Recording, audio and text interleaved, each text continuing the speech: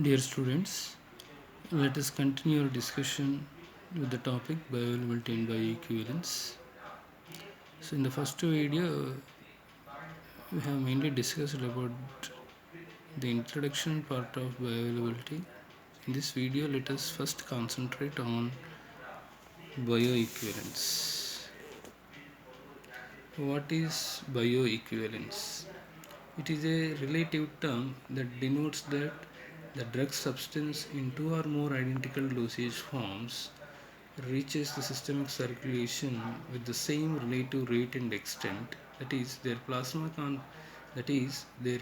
concentration time profiles will be identical without any statistical significant differences. Nothing but if drug absorbs if the same if two dosage forms if the drug absorbs from two dosage forms having same strength of drug with same rate and extent into the systemic circulation, we will get almost the identical plasma level time profiles. That indicates that both the products are bioequivalent with respect to each other without any statistically significant differences in the rate and extent of drug absorption. But when statistically significant differences are observed in bioavailability of two or more drug products, the condition is called as bioinequivalence. Okay, we have the other terms also. They are chemical equivalence, pharmaceutical equivalence, therapeutic equivalence, etc. Chemical equivalence indicates that two or more drug products contain same labeled chemical substance or as an active ingredient in the same amount, whereas pharmaceutical equivalence indicates or is a term that implies that two or more drug products are identical in strength, quality, purity, and content uniformity and disintegration and dissolution characteristics. They may contain different excipients, nothing but two dosage forms. Okay, two same dosage forms with same quantity of drug substance or active ingredient may containing may or may not be containing different excipients showing same values for some attributes like as say content uniformity, quality and parameters for quality, purity, and finally the disintegration and dissolution characteristics.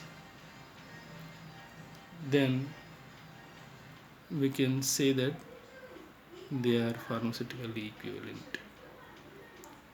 And coming to therapeutic equivalence, we can simply say that if two formulations or dosage forms containing same drug in same quantity to be administered by same route shows same rate and extent of therapeutic effect, then they are said to be therapeutically equivalent to each other.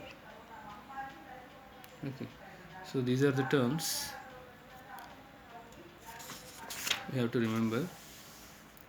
And coming to need for the bioequivalence studies. Okay, similar to bioavailability studies, for estimating bioavailability we need to conduct bioavailability studies. For estimating bioequivalence, we have to go for bioequivalence studies.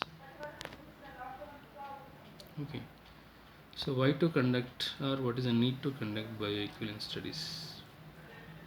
Okay, so for example, if a new product is intended to be substituted for an approved medicinal product as a pharmaceutical equivalent or alternative, the equivalence with this product should be shown or justified.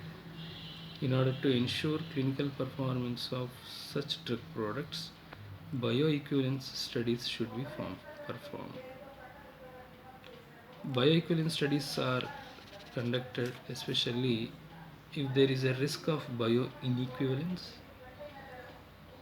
and or if there is a risk of pharmacotherapeutic failure or diminished clinical safety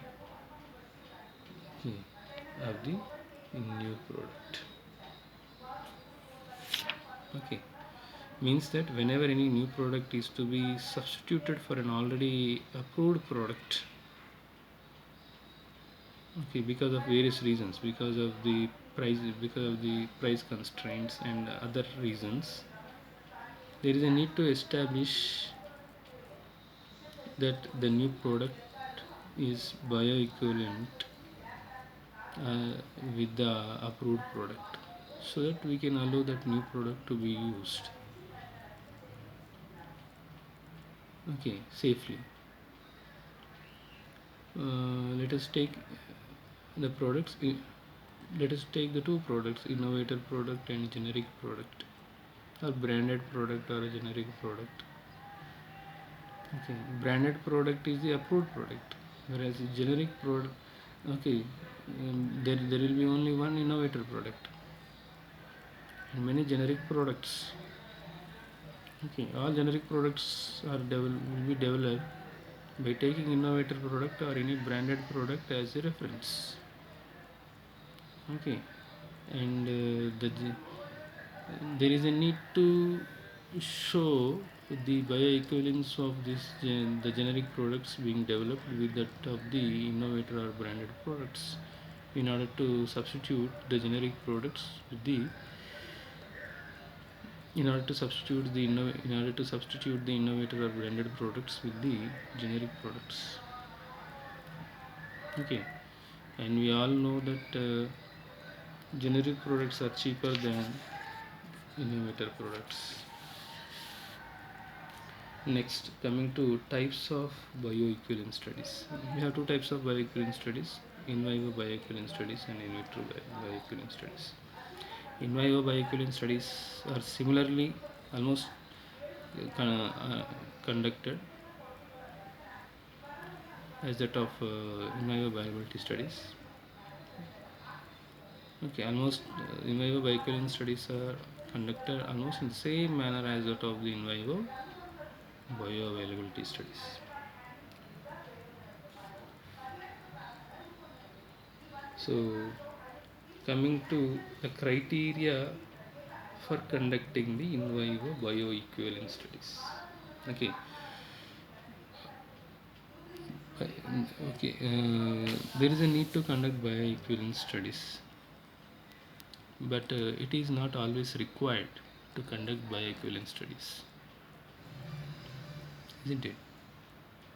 If it is necessary only, we have to go for bioequivalence studies, conducting bioequivalence studies. Okay, so to know